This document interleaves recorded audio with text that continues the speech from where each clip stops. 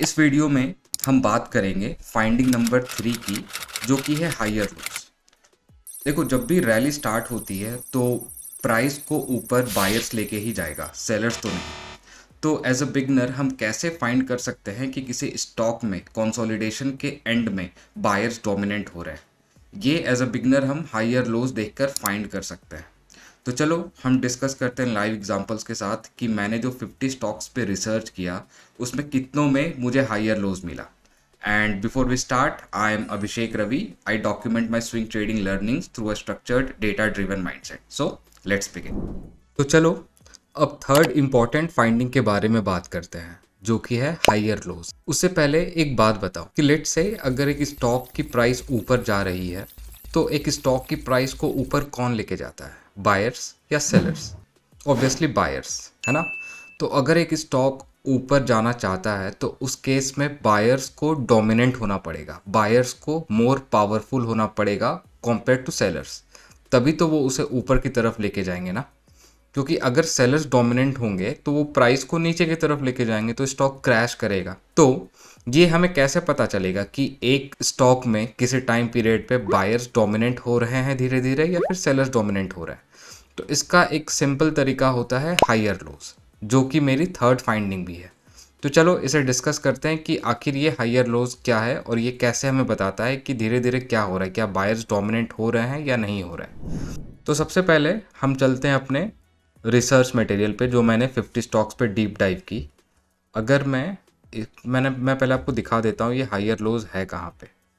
Forming higher lows at the end of consolidation. तो अगर मैं इस पे इंसर्ट करूँ पिवट टेबल, पता कर सकूं कि कितनों में कितने स्टॉक्स में हमें ये चीज़ें देखने को मिली, तो अगेन स्टॉक्स के काउंट 50 होंगे और फॉर्मिंग हायर लोज, है ना। 49 आउट ऑफ 50 स्टॉक्स में ये था, यानी कि अगर मैं परसेंटेज कैलकुलेट करूं तो ये होगा मेरा B5 divided by B6, this, है ना। 98%, 98%, और ये हो गया मेरा 2%।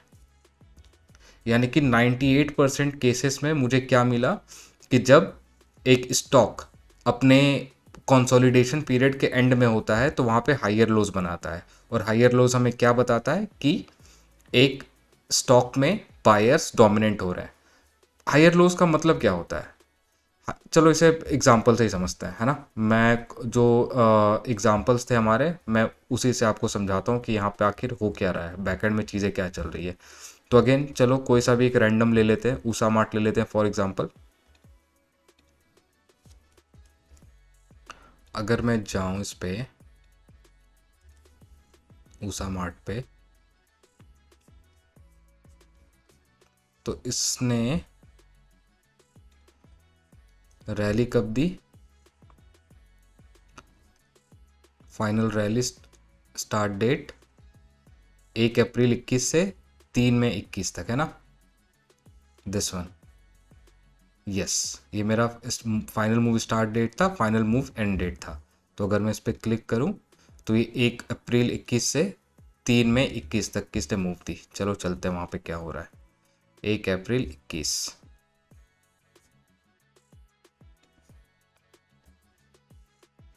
यस, इधर कहीं पे होगा।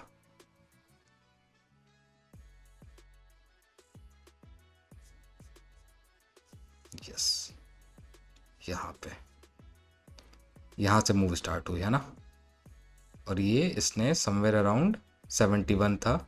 इससे पहले ये बेस बनाया, जैसा आप देख पा रहे हो, बेस में वॉल्यूम ड्राई अप हुई और जो मूव आई एक बड़े ग्रीन कैंडल के साथ आई, है ना। चलो अब आप नोटिस करो, तो ये तो मेरा कंसोलिडेशन पीरियड हो गया, है ना। ये जो मेरा पीरियड है, this is my consolidation period. थोड़ा ऊपर भी ले सकते हैं बट अभी के लिए इतना ही इसे रहने देते हैं। तो आप यहाँ पे नोटिस करो कि जब ये जो कंसोलिडेशन पीरियड था उसके बाद मूव स्टार्ट हुई, तो कंसोलिडेशन पीरियड के लास्ट में क्या हो रहा है, एक यहाँ पे एक इम्पॉर्टेंट चीज़ हो रही है। आप देखो, इस कैंडल का, ये जो ग्रीन कैंडल है, इसका लो कहाँ है? राइट। इसका जो लो पॉइंट है, लो हम यहाँ पे देख सकते हैं कि इसका लोवेस्ट प्राइस कितनी थी। अगर मैं इस पर क्लिक करूँ तो लोवेस्ट कितना था, this is the my lowest point, right. इसको मैं हटा देता हूँ, this is my lowest point. अब यहाँ पे क्या हो रहा है आप देखो, अगर मैं इसको लो से कनेक्ट करूँ, उसके बाद इसका क्या हुआ, लो बढ़ा, इसका लो बढ़ा, ये बढ़ा है, राइट। धीरे धीरे मतलब ये ऊपर की तरफ जा रहा है लो, है ना। ये देखो आप, ये देखो, मतलब इस कैंडल में क्या था कि सेलर्स ने इसकी प्राइस यहाँ पे लाके रोकी। अगर मैं इसको हाईलाइट करूं तो ये इसका लोवेस्ट पॉइंट था। इसको मैं कर देता हूं लो 1, दिस इज माई लो 1, ठीक है। उसके बाद क्या हुआ, यहां देखो आप, यहां पे क्या हो रहा है, अगेन एक लो आया, this is my low 2, somewhere around this, ठीक है। यहां पे इसका लो क्या था, समवेयर अराउंड दिस, है ना।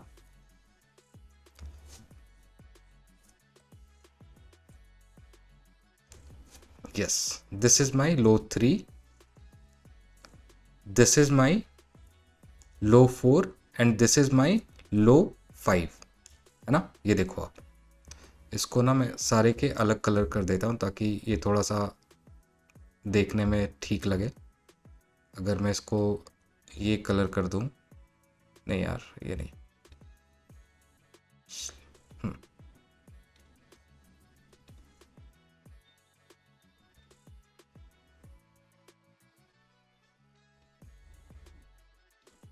तो ये बस मैं आपको समझाने के लिए बता रहा हूँ कि ये आखिर ये काम कैसे करता है ना। ये देखो आप, तो हर लो, हर दूसरा लो पहले वाले से ऊपर है। इसका जो लोएस्ट पॉइंट है, मतलब जो बायर्स है वो इसके प्राइस को और नीचे नहीं जाने दे रहा, है ना। सेलर्स ले जाने की कोशिश कर रहे हैं बट बायर्स डोमिनेंट हो रहे धीरे धीरे, और ये प्राइस को ऊपर की तरफ मूव कर रहे हैं। मैं इसे डिलीट कर देता हूँ। अगर आप देखोगे, यस दिस, है ना। तो यहाँ पे क्या हुआ, ये जो लो था, ये जो लो था ये धीरे धीरे ऊपर हो रहा है, अल्टीमेटली यहाँ आया, यहाँ गया एंड अल्टीमेटली फिर ये यहाँ तक आया, है ना। ये था, मतलब ये मूव देने से पहले हायर लोज बना रहा है। और हायर लोज हमें क्या बताएगा, लो नीचे कौन लेके जाएगा प्राइस को, सेलर्स।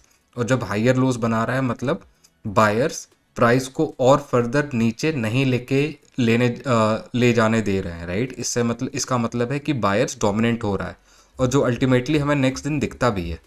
नेक्स्ट दिन से बायर इतने डोमिनेंट हो जाते हैं कि वो प्राइस को ऊपर की तरफ लेके चले जाते हैं। तो ऐसे करके हम ये चेक कर सकते हैं कि किसी स्टॉक में कंसोलिडेशन पीरियड की एंड में क्या बायर्स डोमिनेंट हो रहे हैं या नहीं हो रहे, based on the higher lows. चलो इसे एक और एग्जांपल से समझते हैं। एक ले लेते हैं दिस ITI।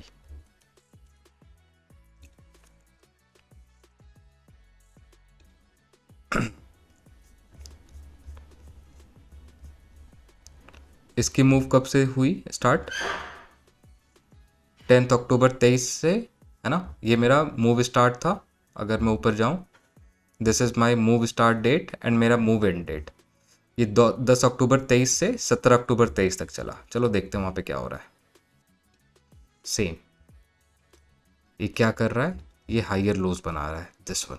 ये देखो आप, पहला लो कहाँ था, this was my first low, this was my second low and this was my third लो, है ना।